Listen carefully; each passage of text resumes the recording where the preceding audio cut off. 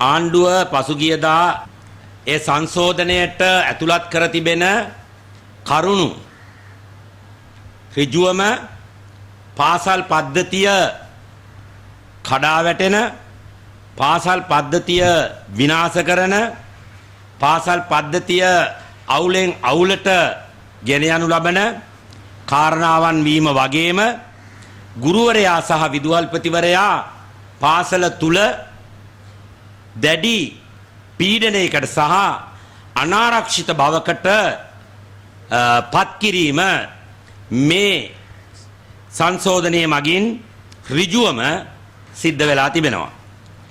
ඒ නිසා විශේෂයෙන්ම වසර දහස් ගණනක ඉතිහාසයක් සහිත ප්‍රෞಢත්වයක්, අභිමානයක්, සංස්කෘතියක් එක්ක ගොඩනැගෙන ශ්‍රී ලාංකේය ජාතියට රැකගත යුතු, අනාගතයට පවරා දිය යුතු සංස්කෘතිකමය වගේම ඓතිහාසිකමය වටිනාකම්, සමාජ වටිනාකම් බොහෝමයක් තිබෙනවා.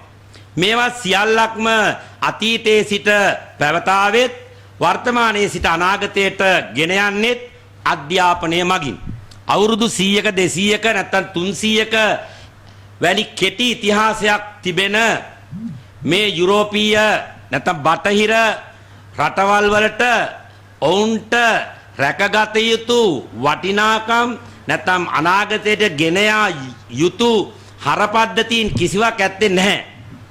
ඒ නිසා ඔවුන්ගේ අධ්‍යාපනය මොනියම් වූ ආකාරයකට සකස් වුණත් ඓතිහාසිකව මේ රටේ අධ්‍යාපනය පන්සල, පාසල, පල්ලිය හෝ ආගමික ස්ථානයන් කේන්ද්‍රගත කර දෙනමින් යම් සංස්කෘතිකමය ආభాෂයක් මූලයන් සහිතව ආරම්භ වෙච්ච, පැවතිච්ච, වර්තමානයේත් පවත්වාගෙන යනු ලබන අධ්‍යාපන ක්‍රමය එක එක සමරිසියන්ට නැත්තම් අර කියන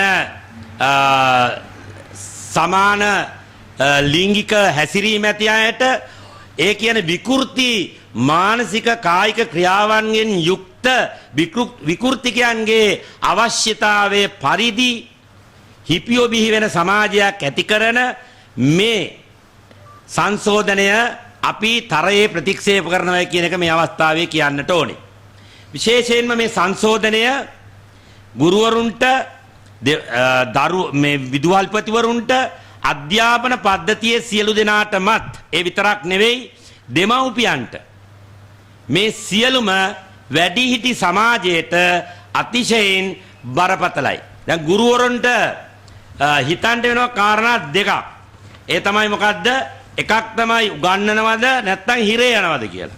මේ කාරණා දෙක විතරයි ගුරුවරුන්ට දැන් හිතන්නට තියෙන්නේ.